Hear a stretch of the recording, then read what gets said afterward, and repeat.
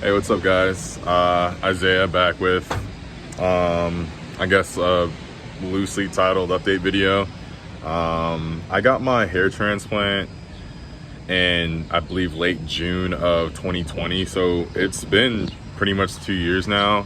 And as you guys can tell, like, I've kind of fallen off updating and stuff like that. To be honest, once you get, and I'm sure other people that have done a hair transplant and got pretty decent results, after it starts to look good, life just kind of flies by. Like, you don't really think about your hair that often. I remember when I was bald, I was thinking, like, every second of the day, I was thinking, like, what does my hair look like? Who's walking behind me? Like, can they see my bald spot? Stuff like that. But now, like, because I had a good result, I just haven't really put too much thought into my hair. I'm just kind of very used to what my hair looks like. I actually just spent like the last hour just rewatching all my videos. I got bored, and it just made me want to make a quick update video. I can say, honestly, I haven't had much change to my hair since 8 months, 8 to 9 months. It's been pretty much the same. Looks pretty much full on top. Still kind of have the crown area that's, you know, a little light. But I actually do something different. I don't use fibers anymore. I use a topic hairspray, and I'm actually gonna record how I do it. It takes literally no more than 15 seconds, just quick sprays, and it looks just as good as the fibers ever did. And I believe it's a little bit less damaging to your scalp. I don't know if it's to your scalp or to the hair follicles or whatever, but I think it's a much lighter you know, product to put on your hair than the pomade and the hair fibers and then, you know, things like that. I think it lets the follicles breathe a little bit better. And I'm gonna show you guys some good angles, but I just wanted to drop back in and if you guys have any questions that I haven't answered, I saw a whole bunch of questions throughout the comment sections.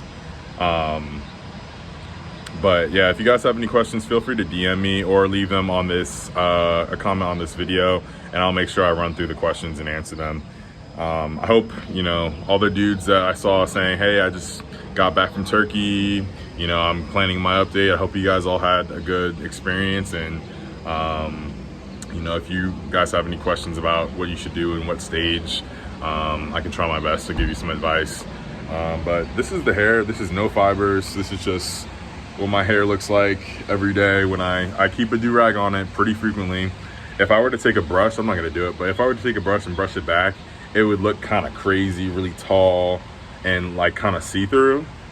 But when I brush it down, put some castor oil on it, or, you know, jojoba oil or whatever oil I decide to use, and then just put a do-rag on for a couple hours, this is what it looks like. Don't mind this. Sometimes I have to be pretty adamant about how I brush my hair.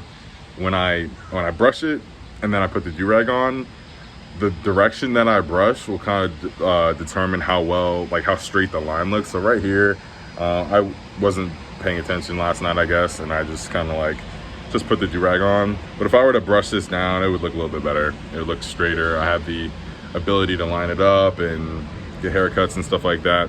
But yeah, this is 2 years. It's been a long time, but it went by really quickly. So enjoy the rest of the video.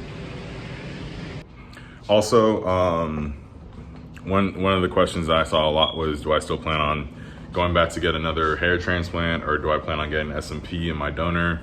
To be honest, I'm vaguely, that's a vague part of my future plans. But it's so low on the list of my priorities in life, like, because it looks decent and I never feel like my hair is the reason why I look bad. It's so far down on my list of priorities that, instead of taking a week off for a hair transplant, I'd rather take a week off for a vacation. Instead of buying a flight, I'd rather buy, I don't know, something nice for my house, So I can't really say I need it. Will I maybe do it at a certain point? Maybe. The only reason why I would go back to get another hair transplant is to fill in the crown. But honestly, what I'm about to show you, the Topic hairspray, if I need a perfectly manicured head of hair, it takes 5 seconds and it looks just as good as if I had another hair transplant and then waited another 9 months, you know what I mean? So I can't say I'm gonna do it anytime soon. I wouldn't really hold your breath. But yeah. Hey, so let's see, where's my mirror? So this is what I do. It's a really short process. Here's the product. It's called Topic. They also make hair fibers, but this is the colored hair thickener. And pretty much it's like kind of like a black spray paint. And so I'll just throw it on real quick. So I'll just very lightly kind of touch up my hair. And this stuff isn't really, it's not thick at all. It's like very thin. So I'll just throw it on my crown or whatever places I see fit. I usually just try to keep it to the crown because I just, in general, don't want a lot of stuff in my hair.